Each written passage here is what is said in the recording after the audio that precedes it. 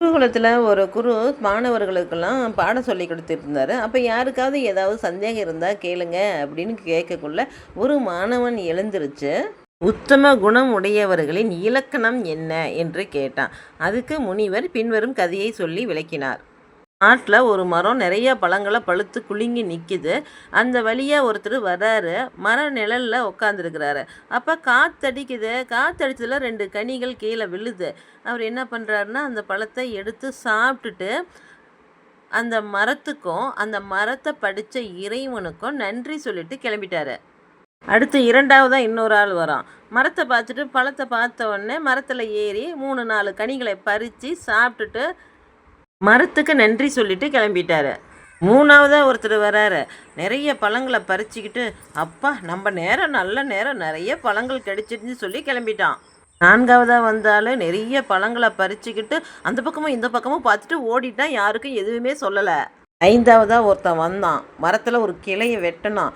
வேணுங்கிற அளவுக்கு பழத்தெல்லாம் சாப்பிட்டுட்டு மீதி பழத்தெல்லாம் மூட்டை கட்டி எடுத்துக்கிட்டு போயிட்டான். 6வதாக ஒருத்தன் வந்தான். மரத்தையே வெட்டி வீழ்த்தி நாசப்படுத்திட்டு வண்டி கொண்டு வந்து எல்லா பழங்களையும் எடுத்துக்கிட்டு போயிட்டான். குரு சொல்கிறாரு, இவங்களில் முதல்ல வந்தார் இல்லையா, அவர் நல்ல உத்தமன். 2வது நல்ல மனிதன். 3ஆமவன் ஒரு சராசரி மனிதன். மற்றவங்கள்லாம் வேற பட்டியலில் சேர்க்க வேண்டியவர்கள்னு குரு கதை சொன்னார். அதாவது முதல் மனிதன் தனக்கு உணவளித்த மரத்தையும் அந்த மரத்தை படித்த இறைவனுக்கும் நன்றி சொல்கிறாரு.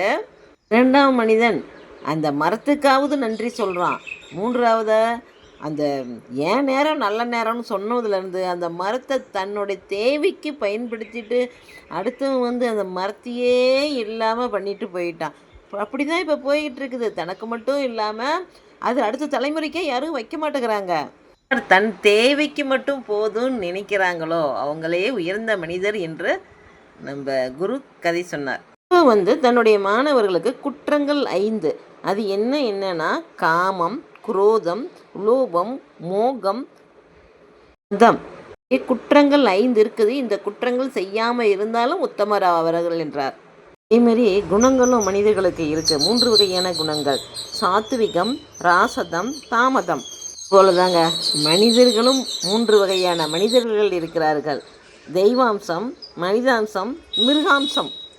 இப்போ சுற்றி இருக்கிறவங்கெல்லாம் அப்படியே கவனிச்சு பாருங்க. டாம்பீகமாக இருக்கிறது, தன்னை பெருசாக நினைக்கணும்னு நினைக்கிறவங்க, இந்த பெருமை இப்படி பல வகையாக இருக்கிறாங்க. அந்த தெய்வாம்சம் இருக்கிறாங்க பார்த்தீங்களா, அமைதியாக இருப்பாங்க.